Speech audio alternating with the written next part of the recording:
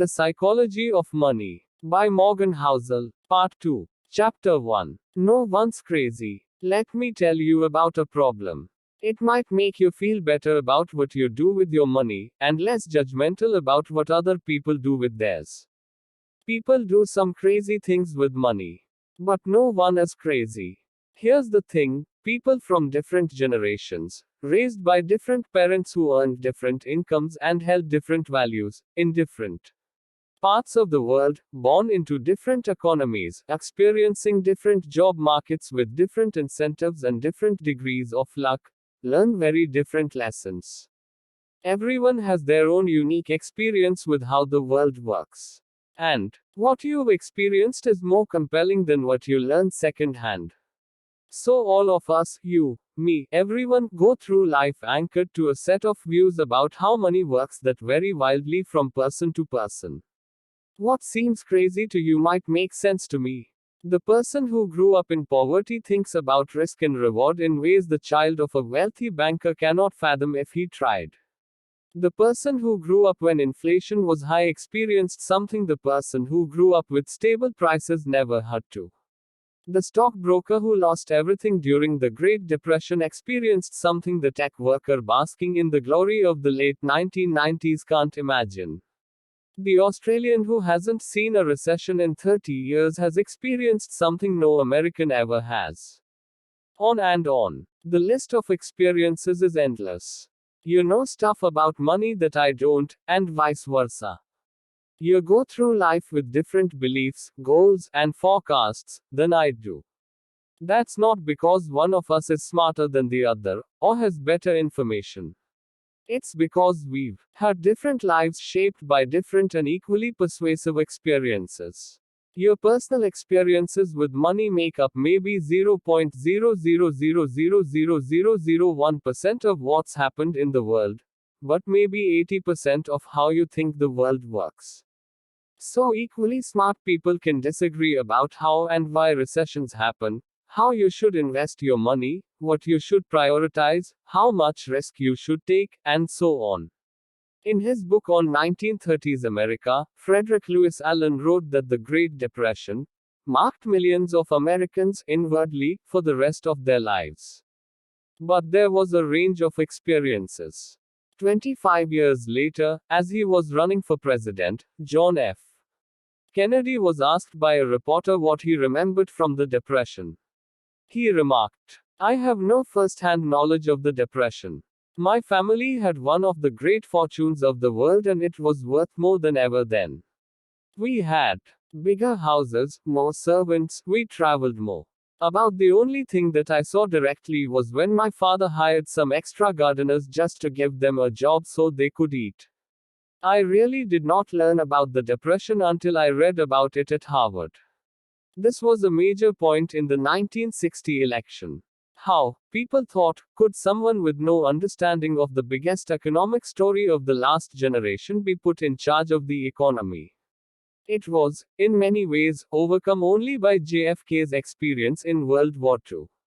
That was the other most widespread emotional experience of the previous generation, and something his primary opponent, Hubert Humphrey, didn't have. The challenge for us is that no amount of studying or open-mindedness can genuinely recreate the power of fear and uncertainty. I can read about what it was like to lose everything during the Great Depression. But I don't have the emotional scars of those who actually experienced it. And the person who lived through it can't fathom why someone like me could come across as complacent about things like owning stocks. We see the world through a different lens. Spreadsheets can model the historic frequency of big stock market declines. But they can't model the feeling of coming home, looking at your kids, and wondering if you've made a mistake that will impact their lives. Studying history makes you feel like you understand something. But until you've lived through it and personally felt its consequences, you may not understand it enough to change your behavior. We all think we know how the world works. But we've all only experienced a tiny sliver of it. As investor Michael Butnock says, some lessons have to be experienced before they can be understood. We are all victims, in different ways, to that truth. In 2006, economists Ulrich Malmendier and Stefan Nagel from the National Bureau of Economic Research dug through 50 years of the Survey of Consumer Finances, a detailed look at what Americans do with their money. In theory, people should make investment decisions based on their goals and the characteristics of the investment options available to them at the time. But that's not what people do. The economists found that people's lifetime investment decisions are heavily anchored to the experiences those investors had in their own generation, especially experiences early in their adult life. If you grew up when inflation was high, you invested less of your money in bonds later in life compared to those who grew up when inflation was low. If you happened to grow up when the stock market was strong, you invested more of your money in stocks later in life compared to those who grew up when stocks were weak. The economists wrote, our findings suggest that individual investors' willingness to bear risk depends on personal history, not intelligence, or education, or sophistication. Just the dumb luck of when and where you were born. The Financial Times interviewed Bill Gross, the famed bond manager, in 2019. Gross admits that he would probably not be where he is today if he had been born a decade earlier or later, the piece said. Gross's career coincided almost perfectly with a generational collapse in interest rates that gave bond prices a tailwind. That kind of thing doesn't just affect the opportunities you come across. It affects what you think about those opportunities when they're presented to you. To Gross, bonds were wealth generating machines. To his father's generation, who grew up with and endured higher inflation, they might be seen as wealth incinerators. The differences in how people have experienced money are not small, even among those you might think are pretty similar. Take stocks. If you were born in 1970, the S&P 500 increased almost tenfold, adjusted for inflation, during your teens and 20s. That's an amazing return. If you were born in 1950, the market went literally nowhere in your teens and 20s adjusted for inflation. Two groups of people, separated by chance of their birth here, go through life with a completely different view on how the stock market works.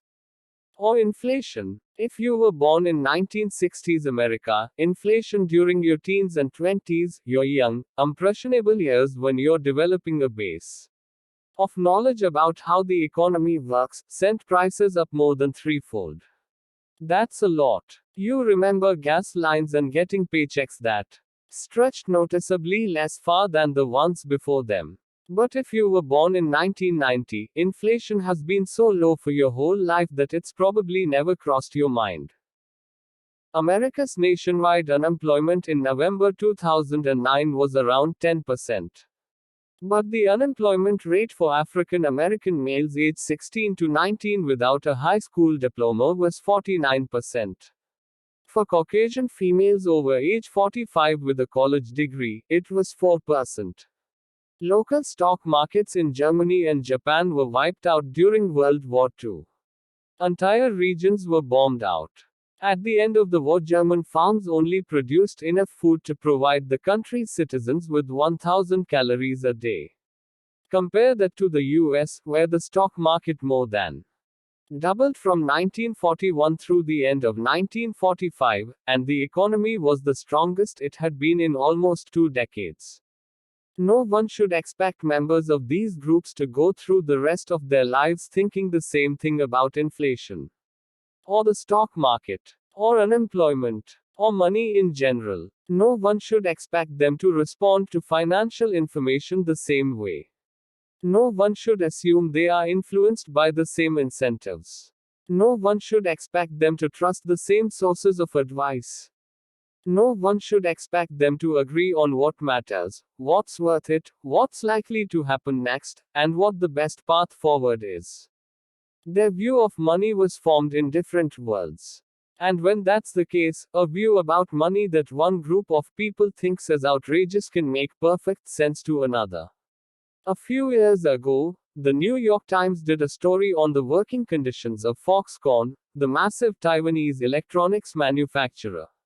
The conditions are often atrocious. Readers were rightly upset. But a fascinating response to the story came from the nephew of a Chinese worker, who wrote in the comments section, "My aunt worked several years in what Americans call sweatshops.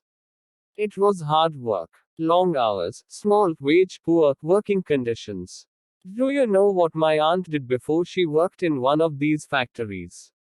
She was a prostitute. The idea of working in a sweatshop compared to that old lifestyle is an improvement, in my opinion. I know that my aunt would rather be exploited by an evil capitalist boss for a couple of dollars than have her body be exploited by several men for pennies. That is why I am upset by many Americans thinking we do not have the same opportunities as the West. Our governmental infrastructure is different. The country is different. Yes, factory is hard labor. Could it be better? Yes, but only when you compare such to American jobs. I don't know what to make of this. Part of me wants to argue fiercely. Part of me wants to understand. But mostly it's an example of how different experiences can lead to vastly different views within topics that one side intuitively thinks should be black and white. Every decision people make with money is justified by taking the information they have at the moment and plugging it into their unique mental model of how the world works. Those people can be misinformed. They can have incomplete information. They can be bad at math. They can be persuaded by rotten marketing. They can have no idea what they're doing.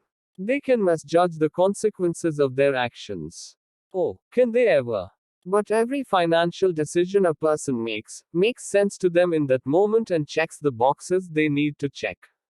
They tell themselves a story about what they're doing and why they're doing it, and that story has been shaped by their own unique experiences. Take a simple example: lottery tickets. Americans spend more on them than movies, video games, music, sporting events, and books combined. And who buys them? Mostly poor people. The lowest income households in the US on average spend $412 a year on lotto tickets, 4 times the amount of those in the highest income groups. 40% of Americans cannot come up with $400 in an emergency. Which is to say, those buying $400 in lottery tickets are by and large the same people who say they couldn't come up with $400 in an emergency. They are blowing their safety nets on something with a 1 in millions chance of hitting it big. That seems crazy to me. It probably seems crazy to you, too. But I'm not in the lowest income group. You're likely not, either. So it's hard for many of us to intuitively grasp the subconscious reasoning of low income lottery ticket buyers. But strain a little, and you can imagine it going something like this. We live paycheck to paycheck and saving seems out of reach. Our prospects for much higher wages seem out of reach. We can't afford nice vacations, new cars, health insurance, or homes in safe neighborhoods. We can't put our kids through college without crippling debt. Much of the stuff you people who read finance books either have now, or have a good chance of getting, we don't. Buying a lottery ticket is the only time in our lives we can hold a tangible dream of getting the good stuff that you already have and take for granted. We are paying for a dream, and you may not understand that because you are already living a dream. That's why we buy more tickets than you do. You don't have to agree with this reasoning. Buying lotto tickets when you're broke is still a bad idea. But I can kind of understand why lotto ticket sales persist. And that idea, what you're doing seems crazy, but I kind of understand why you're doing it, uncovers the root of many of our financial decisions. Few people make financial decisions purely with a spreadsheet. They make them at the dinner table, or in a company meeting. Places where personal history, your own unique view of the world, ego, pride, marketing, and odd incentives are scrambled together into a narrative that works for you. Another important point that helps explain why money decisions are so difficult, and why there is so much misbehavior, is to recognize how new this topic is. Money has been around a long time. King Alyats of Lydia, now part of Turkey, is thought to have created the first official currency in 600 BC. But the modern foundation of money decisions, saving and investing, is based around concepts that are practically infants. Take retirement. At the end of 2018, there was $27 trillion in US retirement accounts, making it the main driver of the common investor's saving and investing decisions. But the entire concept of being entitled to retirement is, at most, 2 generations old. Before World War II, most Americans worked until they died. That was the expectation and the reality. The labor force participation rate of men aged 65 and over was above 50% until the 1940s. Social Security aimed to change this. But its initial benefits were nothing close to a proper pension. When Ida Mae Fuller cashed the first Social Security check in 1940, it was for $22.54, or $416 adjusted for inflation. It was not until the 1980s that the average Social Security check for retirees exceeded $1,000 a month adjusted for inflation. More than a quarter of Americans over age 65 were classified by the Census Bureau as living in poverty until the late 1960s. There is a widespread belief along the lines of, everyone used to have a private pension. But this is wildly exaggerated. The Employee Benefit Research Institute explains, only a quarter of those aged 65 or older had pension income in 1975. Among that lucky minority, only 15% of household income came from a pension. The New York Times wrote in 1955 about the growing desire, but continued inability, to retire. To rephrase an old saying, everyone talks about retirement, but apparently very few do anything about it. It was not until the 1980s that the idea that everyone deserves, and should have, a dignified retirement took hold. And the way to get that dignified retirement ever since has been an expectation that everyone will save and invest their own money. Let me reiterate how new this idea is. The 401k, the backbone savings vehicle of American retirement, did not exist until 1978. The Roth IRA was not born until 1998. If it were a person, it would be barely old enough to drink. It should surprise no one that many of us are bad at saving and investing for retirement. We're not crazy. We're all just newbies. Same goes for college. The share of Americans over age 25 with a bachelor's degree has gone from less than 1 in 20 in 1940 to 1 in 4 by 2015. The average college tuition over that time rose more than fourfold adjusted for inflation. Something so big and so important hitting society so fast explains why, for example, so many people have made poor decisions with student loans over the last 20 years. There is not decades of accumulated experience to even attempt to learn from. We're whinging it. Same for index funds, which are less than 50 years old. And hedge funds, which didn't take off until the last 25 years. Even widespread use of consumer debt, mortgages, credit cards, and car loans did not take off. Until after World War II, when the GI Bill made it easier for millions of Americans to borrow. Dogs were domesticated 10,000 years ago and still retain some behaviors of their wild ancestors. Yet here we are, with between 20 and 50 years of experience in the modern financial system, hoping to be perfectly acclimated. For a topic that is so influenced by emotion versus fact, this is a problem. And it helps explain why we don't always do what we are supposed to with money. We all do crazy stuff with money, because we're all relatively new to this game, and what looks crazy to you might make sense to me. But no one is crazy. We all make decisions based on our own unique experiences that seem to make sense to us in a given moment. Now let me tell you a story about how Bill Gates got rich.